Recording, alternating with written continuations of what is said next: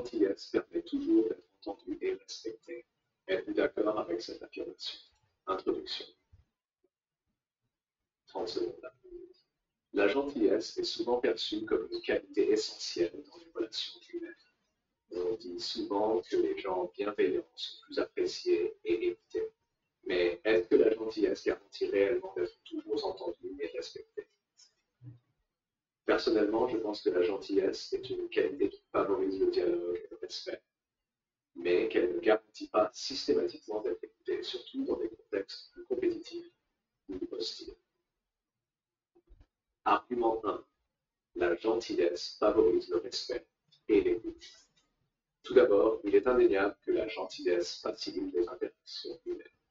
Les personnes aimables sont souvent perçues comme plus accessibles et cette qualité crée une atmosphère de confiance. Lorsqu'une personne se montre bienveillante et respectueuse, il est plus probable qu'elle attire la sympathie et l'attention de son entourage. La gentillesse encourage également l'empathie, car elle montre une volonté de comprendre les autres. Dans ce sens, la gentillesse peut contribuer à être respectée et écoutée, en créant un canal de communication harmonieux. Argument 2. L'importance de la violence dans le travail d'équipe.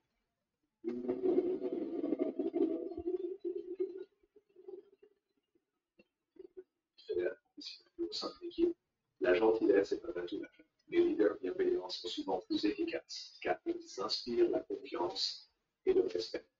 Lorsque les gens se sentent soutenus et compris, ils sont plus enclins à suivre les conseils ou les directives d'une personne gentille. En plus, dans les situations où les conflits peuvent survenir, aborder les problèmes avec gentillesse permet souvent de désamorcer les tensions et de trouver des solutions plus rapidement. Argument 3.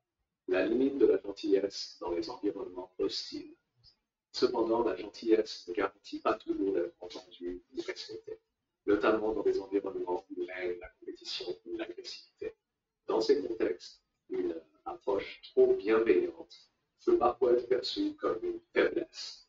Certaines personnes peuvent abuser de la gentillesse des autres ou ne pas la prendre au sérieux.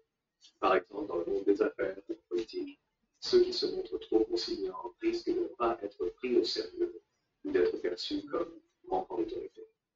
Dans ce genre de situation, la fermeté et l'affirmation de soi sont tout aussi importantes que la gentillesse. Contre-argument, la force de la gentillesse à long terme. 1 minute.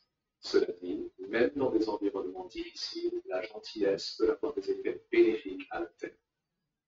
Les personnes qui adoptent une attitude bienveillante finissent souvent par gagner le respect de leur entourage, même si ce n'est pas immédiat. Elles construisent des relations solides basées sur la confiance et l'honnêteté, ce qui leur permet de réussir à long terme.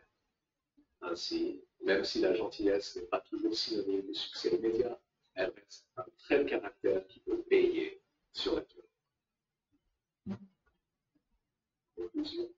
30 secondes à 1 minute. En conclusion, je suis en grande partie d'accord avec l'affirmation que la gentillesse permet d'être entendue et respectée, car elle favorise le respect mutuel et les relations harmonieuses.